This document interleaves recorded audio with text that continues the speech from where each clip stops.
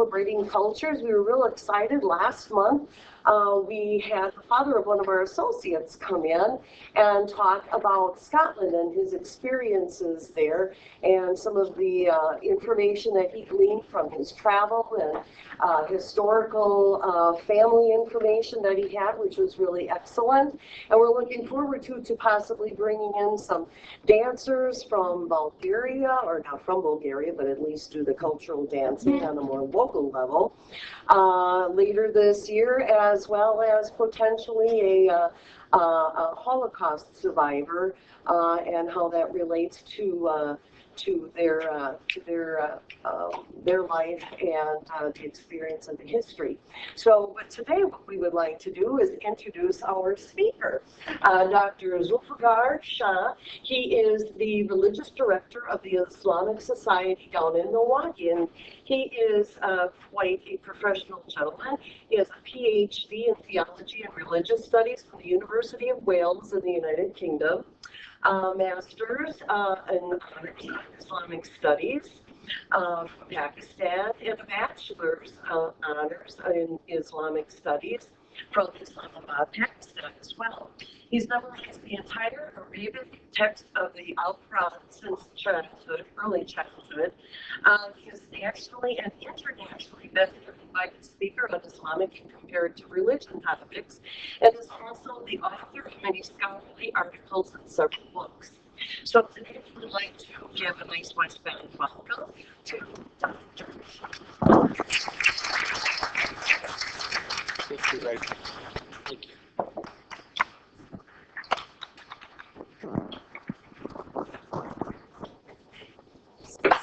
In the name of God, the most merciful, the compassionate, good morning everybody.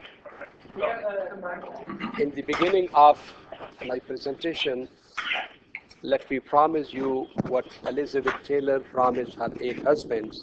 I will not keep you long. We have got half an hour, and I have to introduce you Islam and its 15 centuries legacy. Anyhow, I will try. Now, if you look into the media, you will see Islam is portrayed as something barbaric, something which is basically against civilization, and especially something very different, or I will say antithetical to Christianity and Judaism. It seems as if Islam is from Mars and Christianity is from Venus. But when you look into the historical reality or the geographical affinities or the linguistic affinities, you will see that Judaism, Christianity, and Islam, they share common origins. And there are a lot of similarities, although there are distinctions, but those distinctions can be understood with a sense of serenity and understanding. You just look at the map, and let me ask you, Moses, the founder of Judaism, where was he born? Can anybody tell me? And I'll point to that area. This is the area of Middle East. You see Saudi Arabia, Iraq, Jordan, Israel, Egypt. Where was Moses born? I'm sorry, I'm not testing you. I expected that everybody will know about the birth of Moses. Anybody? Egypt. He was born in Egypt. Okay, that's where the Pharaoh were there. And where did he die? Sinai. Okay, you see Red Sea. On the west side is Egypt. That's where Moses was born, and he died in Sinai. Now, where was Jesus born? I'm sure everybody knows it. Not in Washington. So where was he born? It was in Bethlehem, which is over here in Israel, over there. And where was he crucified or resurrected from? Jerusalem, which is also there. So, and where was Muhammad born? Anybody? Not investment, not even in West itself, but somewhere in the East, here in Saudi Arabia. He was born in Mecca, he migrated to Medina, and he died there in Medina. So basically, if you look at the origins of Judaism, Christianity, and Islam, you will see that they are just some miles apart. Judaism started from what? Egypt, and then moved to Jerusalem area. Christianity started from the Jerusalem area and then went upward towards the Roman Empire. And Islam started from Saudi Arabia and then moved in various directions. So therefore, most of the teachings of Judaism, Christianity, and Islam, they are basically the same. Unfortunately, we don't know it. Now, very often, we are told that Muslims, they worship an alien God whose name is Allah. He is not the God of Christianity or God of Judaism. But if you ask the experts in language, they will tell you that the Hebrew word for God is ELL. So what basically the Hebrew root means L is the Arabic word Ilah, because when you stop over there at L, you say it L. When you join it with something else, you say Elah. So if you go to the next one, how many of you have heard the word Elohim? Elohim is part of what we call the Old Testament, or the Hebrew Bible. More than 250 times the word El or Ella has taken place in the original Hebrew text of the Old Testament, and sometimes it comes as a prefix and sometimes it comes as a suffix. So Ella means God, and El Shadi means all-sufficient God. El Alyun means the high God, the most high. El Ahad, the one God. El Olam, the all knowledge, basically the God who is omnipotent and omniscient. Now if you look at the word Israel, you see, or Daniel, or Gabriel, basically El comes as a suffix. Now if you look at Elazar, Elisha, it comes as a prefix. So basically El or Ella in Hebrew language means Allah, or Elah sometimes it is pronounced. It means God. Now the Arabic language is also a part of the Hebrew and Aramaic family. It's part of the Semitic languages. Now let me ask you, Moses spoke Hebrew and Jesus spoke Aramaic. Am I clear? Do you agree with me that his mother tongue was what? Aramaic. Now if you look at Aramaic and you look at Arabic, the difference is M. Why? Because Aramaic is the northern dialect of the same language, and Arabic is the name of southern dialect in the Arabian Peninsula. Am I clear? So Jesus spoke Aramaic and Muhammad spoke Arabic. Am I clear?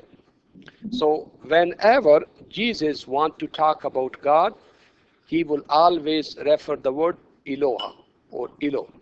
Am I clear? Because that is the northern dialect. And now when Muhammad, who spoke Arabic, has to refer to God, he will refer to him as Allah, because that is the southern dialect. And there is also a rule in Arabic language that when you want to make a common noun into, say for example, change it into a specific noun, you add al to it, so God becomes the God. So that's where Allah becomes Allah. Am I clear? So therefore, if Moses were to wake up today and come to the world, he will not understand the word God, God. Am I clear? Because that was not part of his mother tongue. And he did not speak French, I can tell you.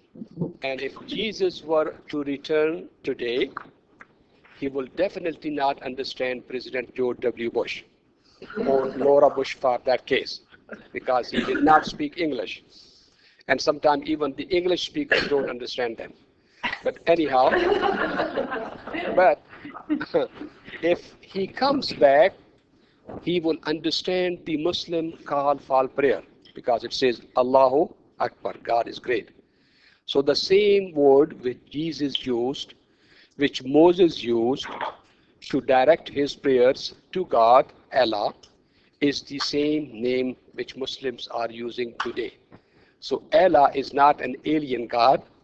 Allah is the Arabic name or the Hebrew name or the Aramaic name for God, whosoever you call God. It means Allah. Now, what is Islam? Now, you know, Christianity takes its name from Christ. Am I clear? Judaism takes its name from Judah. So the followers of Judah, or the children of Judah, or the inhabitants of Judah, because Judah was a state too. Christianity, the followers of Christ. Islam is not the name of a person or a tribe or a locality. It's the name of a phenomenon. And here again, I'm going to relate to what is in the Old Testament and in the New Testament. How many of you have heard the word shalom? See, in the Old Testament, it occurs more than 184 times. Am I clear? Shalom means peace. Now, when the Jewish brothers and sisters, they want to greet each other, they say, Shalom Aleichem, peace be unto you. Even Jesus, when he goes to his disciples, he says, peace be unto you. That is the translation, which is also in Aramaic, Shalom Aleichem. When Muslims want to greet each other, they say, Salam Alaikum. You see the difference? The northern dialect and the southern dialect. Shalom Aleichem, Salam Alaikum. Now, Shalom means peace, and Islam is the noun derived from that word, because Salam means peace in Arabic language, and Islam is the verbal noun. So Islam is Shalom. Am I clear? Shalom and Islam are the same word, but Hebrew and Arabic. Now, as in Hebrew, Shalom means peace. In Arabic, Salam has got two meanings. One is submission, and second is peace. Actually, they are the two sides of the same coin. When it comes to God to man relationship, it means submission, because God is the higher authority. He is the normative, or whatever he says carries normativeness as the creator, as the omnipotent, omniscient God. So submission to the commandments of God means Islam. And peace is when it comes to man relationship. It denotes peace. Now, what are the moral commandments of God? Whatever he has given to Moses, Jesus, he has given the same thing to Muhammad, which are the 10 commandments. Don't kill, don't cheat, don't lie, don't bear false witness. So whosoever submits to the moral commandments of God and does not kill, does not cheat, does not lie, does not bear false witness, will have the peace with his neighbors, with his family, and in the society. Am I clear? So submitting to the moral commandments of God and having peace with his creatures is what is the essence of Islam. Am I clear? Sometimes Islam is called Muhammadanism. And Muslims despise this word because they say, we do not worship Muhammad. We are not the worshippers of Muhammad. We worship one God, and we follow a phenomena of submission to the moral commandments of God. So therefore, they would like to be called Muslims, not Mohammedans. Am I clear? Now, let me ask you one question. How many of you have read the Gospels? I will not give your name to FBI. Raise your names. Okay. Now, there is in the Gospel of Luke, there is a question. Somebody asked Jesus, "Oh, good master, how can I attain salvation?" What does he answer? Give away all your things. Huh? Give away all the things. Okay, this is one thing. But also there is another question. How can I attain salvation? And he says, follow the commandments. Remember? And the person asks, what are those commandments? He says, love your God and love your neighbor. Remember? Remember, love your God and love your neighbor. This is exactly what Islam is. Love your God to the extent that you submit to Him voluntarily. Submit to His commandments voluntarily and love your neighbor. Don't cheat, don't lie, don't bear false witness. And this is what Islam says, that when people stop cheating, when they stop lying, they don't have to hide their emails, their wallets, their credit cards, their phones. There will be peace at home, peace in the neighborhood. So basically, this is what Islam is. Am I clear?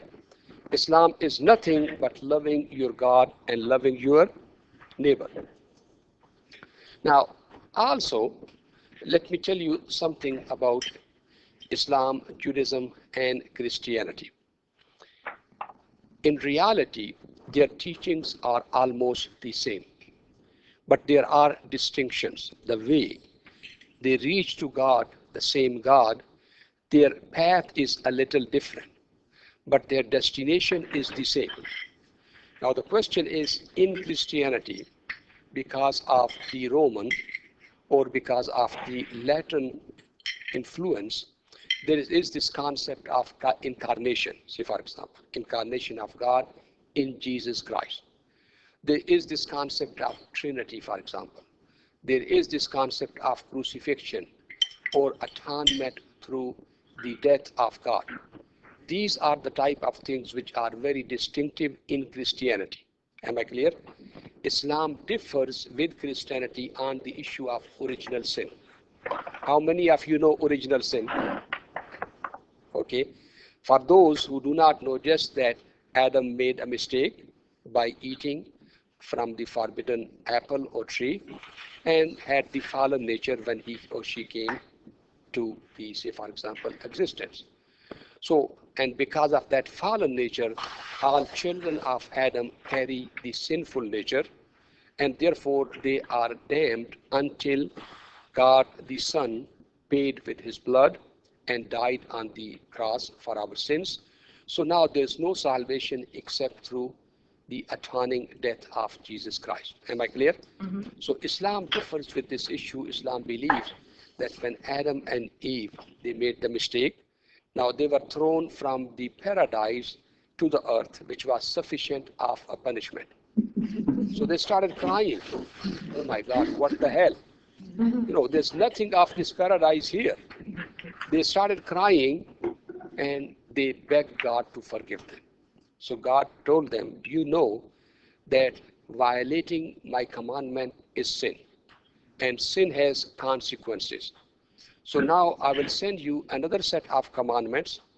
Don't violate those commandments. So those who will submit voluntarily to my commandments, I will take them back after death.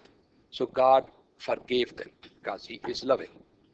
So we Muslims, we believe in the original forgiveness and original love rather than original sin. Therefore, if there is no original sin, all the human beings are born with good nature. Now, as human beings, we are given the choice to make the right or wrong choices. We've got the freedom of choice. So using that freedom of choice, some of us make wrong choices and the other make right choices. It's not imposed by God. We are not condemned by God to the hellfire, because if he condemns us because of the sin of Adam, then it is against justice. Because, it's not me who made the mistake. Why should I be punished for the grandfather? And why billions should be punished for the sin of one person? Am I clear? So therefore, from Islamic perspective, atonement through death is not needed. And then this is the distinction I just gave you on the issue of Trinity, because when there are three persons in the Godhead, from Islamic perspective, that is a division within the Godhead. But from Islamic perspective, God is one and there's no division within the Godhead. Anyhow, this is the distinction. And with Judaism, for example, the distinction will be that concept of chosen people, because if somebody comes from the lineage of Abraham, so there's a covenant of God with that person. So because from Islamic perspective, Abraham is a race. So God will not prefer one race over others. So therefore, God treats all of us, the human beings, equal. So whosoever does good deed and is more righteous is good in the sight of God. So there's no nobility or preference or chosenness except through the good actions. That's where Islam differs, say for example, with Judaism. And with Hinduism, Islam will differ over the issue of many idols or gods, because there are a number of manifestations of God in Hinduism. Say for example, every phenomena of nature has got a God. So, but then they say that at the pantheon, the high God is Brahma. So Islam believes there's only one God. He does not incarnate. He says, do good. Whosoever does good is welcomed and loved by God, and whosoever does evil has to repent. And if they do not repent, they will be purified by fire before they go back to God, because who is pure? Too. Basically, it is the actions, moral or non-moral actions, which will determine our future. Am I clear? Now, what are the articles of faith in Islam? There are 6 articles of faith in Islam. Number 1 is to believe in one God, the existence of angels who are immaterial. These are the ones who are the agents of God and running the affairs of this universe. When we think that everything in this universe is taken by chance or is happening randomly, that is not the case. God has assigned the laws to the nature, and the angels are the ones who are running the affairs of this universe and submitting to the natural commandments of God. Now, then comes the messengers or prophets of God. From Islamic perspective, the prophets or messengers are human beings who are morally very good, who always try to make the moral choices. So they are infallible when it comes to morality. But they are human beings. They can make mistake. Instead of taking 45 for West Bend, they might take 41 and end up over there. So it's not that they have got this satellite connection. God is telling them, turn your face here or left, right. No. They are human beings. They make mistakes when it comes to the biological aspects, but moral aspects, they do not make the choices, because wrong choices. So they don't commit adultery, they do not lie, and this is within the possibility of human beings. Am I clear? Then believing in all the scriptures. So we Muslims, we believe whatever was revealed to Moses, whatever was revealed to Jesus, and whatever was revealed to David and Muhammad. So we believe in all of those scriptures. Then we believe in the day of judgment. This is one of the most significant part of Islamic tradition. If God is normative in nature, if what he commands is good, moral, and then that morality is needed for human law and order situation and human peace, then human beings are required to make the right choices and do not violate others' rights. So therefore, human beings are accountable for whatever they do in this life. And that accountability from Islamic perspective starts from the death. Day of judgment is not which is going to take place after centuries of death. No. The individual day of judgment starts with the death. Whenever a person dies, the supercomputer shows how much fine, how much, all of the people of insurance know, damage control, claims. So everybody is going to have their claims. That supercomputer is going to say whether to pay the fine or this person has got so much credit, send him on vacation. So basically, it is either the punishment, imprisonment, or the reward.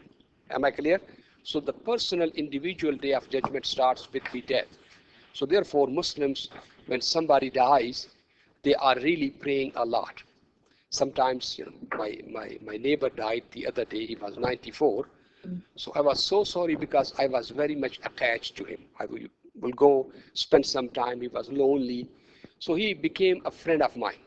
So when he passed away, it was a shock for me. I was crying. When I went, there was a party going on. They were having beer party because they said we want to have fun because he has gone back to Lord and he will take care of him. We have to take care of ourselves. So I felt that I am the only awkward guy over there who does not know what is going to be happening to him or I'm going to miss him. But this is not the attitude which Muslims sometimes take. They are really worried, Now a person living after 50, 60, 90 years is going back, is alone. So they pray a lot and ask God for forgiveness and also reflect upon what should we learn as a human being. Yesterday he was just like us and today he cannot speak. So maybe tomorrow it's going to be my turn. So am I ready for that encounter? So to cut the long story short, Muslims take this life very seriously because this life determines the life of eternity. So that's where the day of judgment concept is very clear. And then the divine decree. Muslims believe that whatever is happening in this universe is happening with the permission and according to the super plans of God. It does not mean that he created and then he retired. And now the nature is taking care of itself. Whatever he decided happens according to the measurement of God. Am I clear? So we believe in creationism, but that creationism is a little different than the book of Genesis. Am I clear? Because those people who take the book of Genesis literally, they will say that this earth belongs to such and such, and then it was created at the time of Adam, and maybe 5, 6, 7, or 10,000 years. No. From Islamic perspective, this universe has existed for a long time. It was a gaseous material, earth and heavens were together, and then God clove it asunder. Then this part became what we call the solid form, but it was kind of fire, and life could have not existed. It took millions of years for it to calm down, and then God created the sun and moon, basically prepared the plants, animals before creating the human beings. Because if human beings come and there's no sun, there's no light, how are they going to survive? And if there are no plants, how are they going to eat? So basically everything was prepared before the creation of a human being. So that's where Islam differs, that the life of this universe may be millions and billions of years, and at the same time, after the creation, everything evolves. So the evolution takes place after the first creation. That creation is not the result of evolution. So there is evolution and there is creationism, but they have got different interpretation than the biblical account. Now, what do Muslims do? Okay, I've already talked about angels. Let me rush because time is of the essence. Okay, acts of worship. Now, Muslims believe that for a human being to live a responsible life, he has to go through some professional training. All of you know that without having professional training, we cannot accomplish much. Am I clear? So to make us spiritual human beings, those who will make moral choices, it needs some efforts. So therefore, human beings need training. And these acts of worships are basically those rehearsals or training points. So we call them the pillars of Islam or the acts of worship in Islam. Again, basically believing in one God. That is the first thing, that a person needs to change his mindset or her mindset and look at the life from the ethical monotheism perspective. God is one. He wants us to live moral life. So that should be the ideology of one's life. To offer 5 times daily prayers. So Muslims offer 5 times daily prayer. First is from dawn to sunrise. Second is at noon time. Third is in the afternoon. Fifth is at sunset. And the last one is before going to bed. Now, you must be thinking that we do prayers, or Christian or Jews, and everybody does prayer whenever they want to. Why Muslims pray only 5 times in a day? There's a difference between prayer, Islamic prayer, and supplication. Am I clear? These 5 times daily prayers, they engage the totality of one's being. There's a specific part which is called purification or ablution. So a person washes one's hand and is kind of reflecting upon where did he use his or her hands. So while washing the hands, says, I'm sorry, God, if I've used it in a wrong email or on a wrong website, or maybe, use somebody's account for something else. I seek your forgiveness. I wash myself from that mistake, and I promise you, I will not use it again in anything illegal. Say, for example, person is washing one's face, one's tongue, mouth, and saying, if I have hurt anybody with my tongue, I seek your permission, and my next 2 hours will be better than my morning hours. So it's a kind of constant reminder, self-evaluation, and also promising that my next 2 hours, 3 hours will be better, and then come to the next prayer and look, what did I promise him? Did I do anything wrong in between? Seek his forgiveness and promise. This is the whole day. We struggle the whole day. Then at the end of the day, in the evening, we reflect upon the whole day. How did I go? And then before going to bed, looking at all of those things, who did I hurt? Who did I bother? Did I help anybody? What was my credit with God the whole day? And what are the fines? So planning for tomorrow while going to bed, my tomorrow will be better than today. I promise you. I will behave. Just the reminder, but nobody behaves, it. So it's just like a reminder all the time. So the struggle is basically to maintain our relationship with God and also with his creatures. The third pillar of Islam is basically almsgiving or poor due. Muslims are required to pay 2.5% of their annual saving to the poor and needy of the community.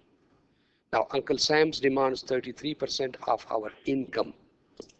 God says if you give 2.5% of your saving, that will take care of the problem of the world. Am I clear? And his IRS department is very, very strong. Far stronger than our IRS. Okay?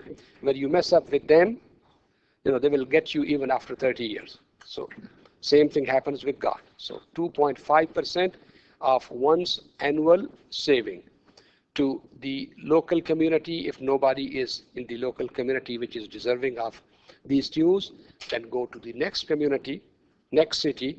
So making a difference in the life of the people is part of Islamic acts of worship. Now, then Muslims are required to fast during the month of Ramadan, which is the 9th month of Islamic lunar calendar, because the lunar calendar is consisting of 354 days, while the solar calendar is 365 days. So every year there's a difference of 11 days. So the month of Ramadan sometimes comes in the winter, sometimes during the summer. In the summer, it is 18 hours long. During the winter, it can be 9 hours long. Am I clear? So from dawn to dusk, no drinking, no eating, no smoking, no sexual relationship. This is what is to feel for those people who are hungry and thirsty. When you go through hunger and thirst, you know what does it mean to be hungry and thirsty. So therefore, at the end of this month, every Muslim is required to pay one-time meal to a poor person. So say for example, if there are 10 members in the family, then a person is supposed to pay $120 or $130 to the poor and needy, so that on the day of Eid al-Fitr, which is a Muslim festival, everybody can enjoy a good meal and can enjoy good food. So this is what is basically required. Now, fasting is not required for the people who are traveling, those who are sick, those who are nursing babies, those who are pregnant, and those who are terminally ill. They are not required to pay, and if they are financially well off, they can compensate it with their money. So for every day, feed a person, feed a poor person. So it's not something which is required of everybody depending upon one's physical capability and health, but the spirit of Ramadan, of caring and sharing, is required of everybody. Now the last one is offering pilgrimage to the sanctuary in Mecca. Now this is once a lifetime. Whosoever has got the money and the capability to travel to that place is required to do once in a lifetime. Now you will see that even the Hajj is not meant for God. Even the prayer and almsgiving and fasting is not meant for God. It is meant to civilize us, give us the sense of self-evaluation and self-discipline, so that we can be the ambassadors of God and do the work for the poor and the needy. Am I clear? So therefore, this is where I'm going to do a little bit of more details when it comes to, say for example, Hajj. That Hajj is the culmination of Islamic acts of devotion, and it tells you what Islam really wants in this world. And that's where I'm going to show you a little bit of, some more pictures so that you can look at it, that the acts of worship in Islam are meant to make changes in the society at large and work towards human dignity, human equality, and also teach ourselves humility. So this is what is the pinnacle of Islamic religion. Now look at it. Okay, I'll come back and explain to you. This is before a person goes to the sanctuary. Everybody is required to put on the white dress. For women, they can just put this white dress over their normal clothes. But for men, okay, this is what the women put on. For men, you see the children, men and children, they are required to put two pieces of unsewn cotton, one for the upper garment and one for the lower garment, but expose their shoulder. And they are also required to put on the slippers for this whole period of 3 or 4 days when they are offering the pilgrimage. So this is what they are required to do almost 40 miles away from the sanctuary. This is called the limits. When you cross those limits, everybody is supposed to be in one type of clothes. Now, what happens is, you look at, somebody is from America, somebody is from Asia, somebody else is from Africa. So all of them are in the same clothes. One for the upper garment and one for the lower garment. Now, this is what is called the sanctuary. This is a cubic structure, which from Islamic perspective was built by Abraham. Remember, Abraham had 2 children, Isaac and Ishmael. Isaac is the forefather of Christians and the Jews, and Ishmael came and settled in Mecca. And when Abraham came to visit him, he built this one as a kind of worship place. So from that time, it is taken as the house of God or the Muslim sanctuary. Now, this is when 3 million, 4 million, 5 million people go to perform Hajj at the same time, because Hajj is at the same time and during the same days. So everybody comes, puts off their normal clothes, put on the slippers or whatever is, something simple, and put on these clothes, and they go around this sanctuary. This is called circumambulation of Kaaba. This is Kaaba, the sanctuary. And basically, when they are going around this house, what they say, from the time of Abraham till now, the righteous people have come and they have gone back to you, God. Today we are here, and tomorrow we also go back to you. So they reflect upon what is their relationship with God. How many people have they heard? How many people have they done the good thing? Are they ready to have encounter with God? So this is what happens, that 4 or 5 million people go around this sanctuary, and I'll show you some other pictures. Sorry. You see, when it is filled, even outside, streets over there are filled, and everybody is in that white dress. You can look at it. Now from there, they move to this tent city, which is in the desert. And you see these tents, everybody from the kings to the presidents to the person of street live in these tents. They live in these tents for 3 days while reflecting upon what God has given them and what God has not given them. What is the situation with those people who live without the mattress, without the air condition, and without the heater? And they reflect upon it, that whatever is given to me is the special bounty of God, and I need to share with those people. Look at them. So they are dressed in the same white clothes, and they are living in these tents for 3 days, coming out to the prayers, and basically reflecting upon the realities of life. A lot of discussion take place over there. Now look at these tents, and look at this tent city. It is done only 3 days in a year. There's no usage of these tents other than those 3 days. But here, those 3 million, 5 million people are living, and they are living a very simple life. And this is where the discussion takes place about the realities of life. Then you can look at it. Then they go from there on the 9th of that month, from noon till sunset, in another place where there's nothing is allowed. No tent, no tree, nothing is allowed. Except the human beings in that dress, they go in front of God as if this is the day of resurrection, when they've got nothing with them, no house, no car, no money. Nothing of those concerns are on their mind. Because when we go empty-handed. We came to this existence empty-handed. And when we are here, we are so much worried from everything, from money to credit card to card, me. But then we leave everything and go back empty-handed. So this is the kind of reminder that all of us are going to go back to God empty-handed. You see over there the sign, that's where the prophet stood and delivered the last sermon. But this is basically a minaret, which is basically saying all of us one day will go back to God. And we are going to be empty-handed, so why to fight? Why to hurt? Why to do all of those type of things? And then look at the human beings, Wherever you see, everybody is trying to pray to God, seek His forgiveness, and say, when I go back from this experience of Hajj, my life is going to be different than what I was. So now,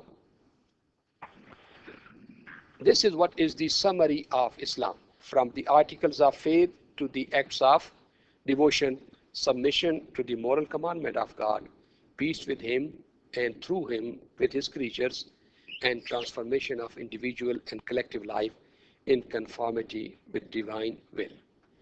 Any questions so far? I'm taking too much time. I'm looking at the watch. So any questions so far? Because I want to go to the killing part, terrorism part, jihad part. That's the tough part. So if you've got any questions so far about what I said, fine? Okay, good. Now, even I will not talk more about it. Many people think that all Muslims are Arabs because of the issues which are taking place between Palestinians and, say, for example, Israelis. So people think that Muslims are Arabs. But if you look at it, Arabs are almost less than 15% of the Muslim population. How many Muslims are in the world? Can anybody tell me? 1.7 billion Muslims. There are 2 billion Christians, Protestants as well as Catholics, but there are 1.7 billion Muslims. How many Muslims are in America? about 8 to 10 million. So we are between 1.5 to 2% of the American population. How many in Milwaukee, greater Milwaukee area? From 12 to 15,000 in the greater Milwaukee area, not including South Bend. Not including South Bend. I do not know how many of them are there in South Bend. But anyhow, these are the largest Muslim countries. Like Indonesia has got 209 million Muslims, Indonesia. And that's not Arabic. India is not a Muslim country, Muslim majority. But it has got more than 176 million Muslims, a minority. Pakistan is the third largest population, Bangladesh, Nigeria. Number 6, Egypt is an Arab country. But then Iran is not Arabic, Turkey is not Arabic. So Algeria, Morocco, and Egypt, these are the 3 countries which are Arab among the top 10 countries with largest Muslim population. And actually, if you combine Algeria, Morocco, and Egypt, total is 113 million. So it's not even equal to the Muslim minority in India. Am I clear? So basically, you will see that it's not. This is what is the Islamic world. You can look at it from Central Asian states to India, Pakistan. This is where the Shia Muslims, like you've got Catholicism and Protestantism. So Sunnis, they are the majority, and then Shia in Iran, they are the minority, 16% of Muslims. 84% is what? The Sunnites, you can call the Catholics or whatever you want to call. Okay, now this is what is, when you listen to the media, they are going to tell you that these Muslims are there to wage jihad, and jihad means killing everybody other than Muslims. That's where you see Muslims are terrorists. That's where you see they are extremists. That's where they are fighting in Iraq, in Syria. They are against Christians or they are against non-Muslims. Now let me tell you that jihad does not mean holy war at all. There is no word in the Quran, which is the scripture of Muslims, or in Islamic terminology, which can be translated as holy war. Am I clear? The word holy war was used in Crusades time. Islam never knew the word holy war before it or after it, number 1. Number 2, there's nothing holy in war. Am I clear? Killing cannot be holy. So whether Islamic, Christian, Jewish, there's nothing holy war. Number 3, jihad in Arabic language means struggle. So whatever you do to struggle in the way of God is called jihad. So fasting is jihad. Praying is jihad. Pilgrimage is jihad. Giving 2.5% voluntarily of all of your income is jihad, because there are no agents coming and bothering you. So it is willingly giving to the poor people. Am I clear? So jihad is of 2 kinds, major and minor. The major jihad is to fight against one's desires, one's caprices, greed, selfishness. Minor jihad is to fight the occupier or to fight the person who takes your property or who does not give you your right. To stand up for your principles and to stand up for your homeland property is what is called the lesser jihad, because you are struggling. Am I clear? So now that's where, if you look into the Quran, this is what, when jihad was permitted, you look at it, that basically those people who have expelled you from your houses and caused you the oppression and slaughter, then it is permitted for you to fight back. Am I clear? So fighting is permitted only against the aggressor, those who are causing slaughter and tumult, and for the sake of defending one's property. Am I clear? So what are you going to do if somebody comes and kicks you out of your house, or kicks you out of your office, or kicks you out of your property and says, this belongs to me? What are you going to do? fight back. So this is what is called struggle. And this is, look at, say for example, fight those who fight you. But if they cease, there should be no hostility. So if they leave your property, if they leave your house, then there should not be any hostility. Am I clear? So now here, now Quran says, which is the text of that, prepare for those who oppress you, and then do whatever you can to put the fear in their mind so that they don't attack you. Am I clear? Prepare yourself so they are afraid that if they will go and occupy you, they will pay the price. Am I clear? But then it says, but if the enemy inclines towards peace, you also must incline towards peace. Because peace is the goal, and struggle or warfare is permitted only in self-defense or defending one's homeland, property, and one's honor and dignity. Okay? Now, there's no words in the Quran which talks about the aggressive fight, because God does not like the aggressors. Quran makes it very much clear that fight those who fight you, but never be the aggressor, because God does not like the aggressors. Am I clear? Now, I'm going to go next to the, say for example, this is what is Quran's talking about, that Quran does not stop you from dealing kindly and justly with those people who do not expel you from your homeland, who do not kill you. Islam only says that do not befriend those people who are your murderers, who are your killers, and who are your oppressors, because then you are sending a wrong message. Yet you are weak and let them oppress you, let them kill you, let them slaughter you. So basically, this is what is called the golden principles of Islam, that hostility is permitted only against those people who oppress you, who slaughter you, who kill you. But with everybody else, kindness and justful attitude is the requirement. Am I clear? I'm running out of time now. That even in the war, a person is required not to kill women, children, seniors, hermits, those people who are not combatant, and basically those people who are not engaged in war. It is not permitted to harm them or kill them, or even kill a tree or cut a tree or destroy a building is not permitted during the warfare. Am I clear? It's only allowed against the combatant. Before he kills you, you can fight that person and kill that person in the fight. If somebody is coming to kill you, in self-defense you can do it, but not in any way or form. Vegetation is not permitted, all.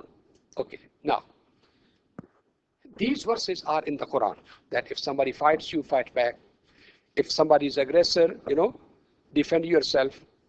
Or some of those historical contexts when the Prophet or the Muslim state was attacked and they are lesser in number, they are poor, they do not have that kind of weapon. So God sent them the type of revelation that fight back. Even if you die in the way of God and He will compensate you. But stand up for principles, So now those verses are taken out of context, and that's why sometimes, now I'm going to be very clear and honest with you.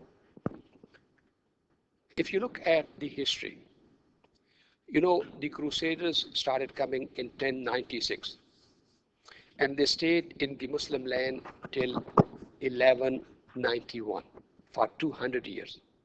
You saw men, women, children, knights, everybody coming from there. And in the name of Jerusalem, they occupied the Muslim lands, and not everybody made it to Jerusalem.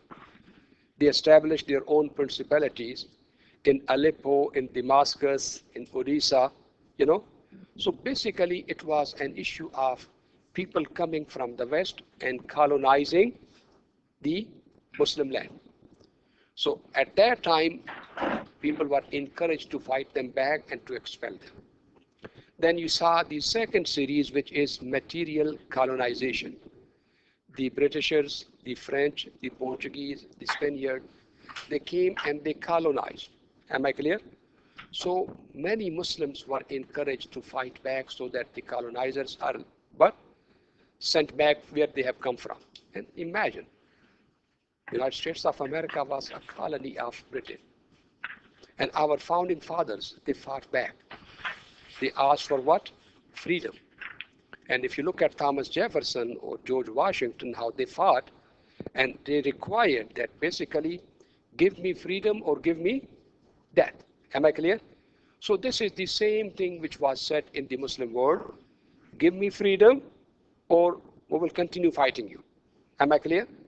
So now, because they were minority or Muslims were weaker and the colonizers had more weapons and more military might and power, so therefore they always used religion. They always used, say for example, the support of people in the name of God. Fight them, even if you die, God will compensate you. He will take care of your children. Am I clear? And now what is happening, our forces, we went and we occupied Iraq. While Iraq has got nothing to do with 9/11. Am I clear? 19 out of those 20 terrorists were Saudis. We did not go to Saudi Arabia. We went to Afghanistan. We went to Iraq. Am I clear? So now what happens is we went there and everybody welcomed us. We want to be Americans.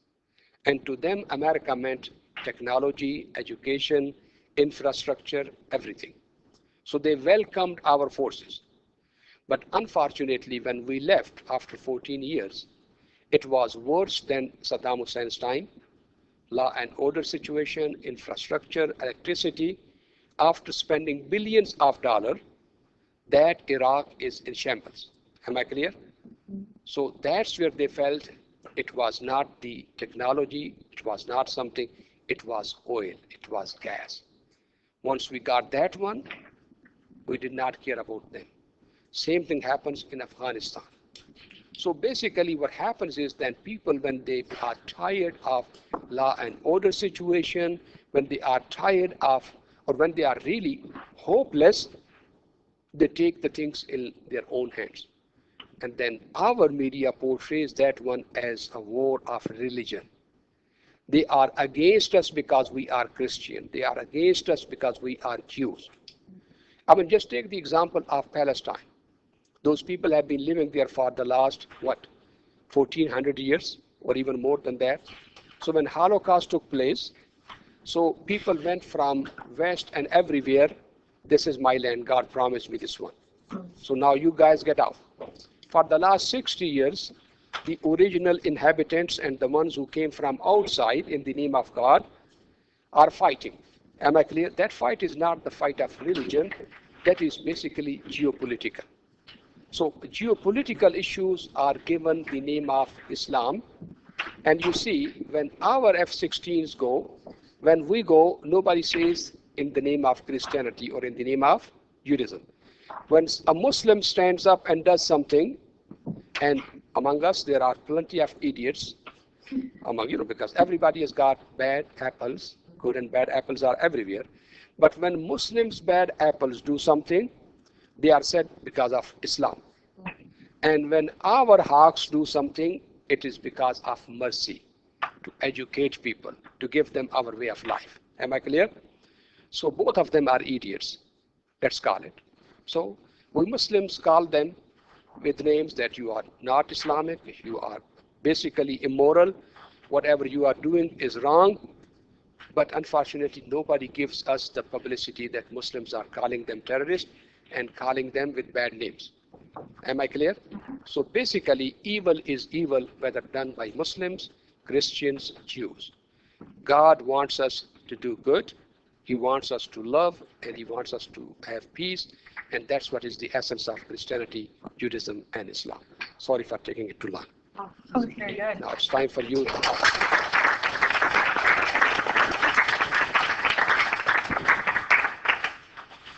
I promise you I will not keep you long. So.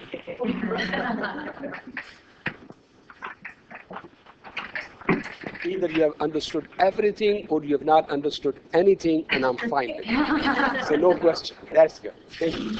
Thank you very much. Thank you. Thank you.